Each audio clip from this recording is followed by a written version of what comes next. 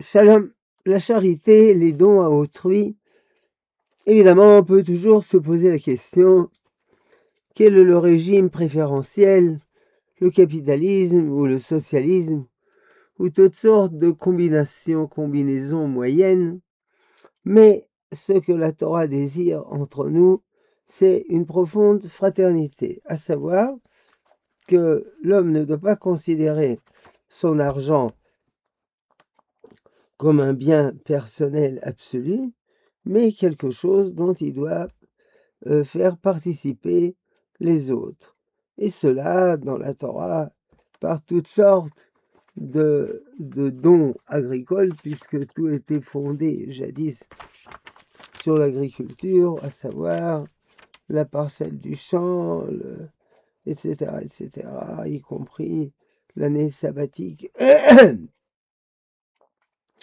Mais la raison fondamentale de tout cela, de toute cette charité, si on peut dire ainsi, c'est ce qui est écrit dans le livre de Deutéronome, chapitre 24, verset 22.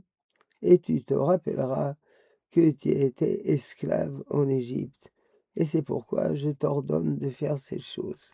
Autrement dit, ce n'est pas en vain que nous avons été esclaves en Égypte, mais pour comprendre la situation existentielle de l'homme démuni et pour qu'il nous soit facile et naturel de faire participer les autres de nos biens, puisque notre situation est infiniment meilleure que la nôtre en Égypte. Shalom.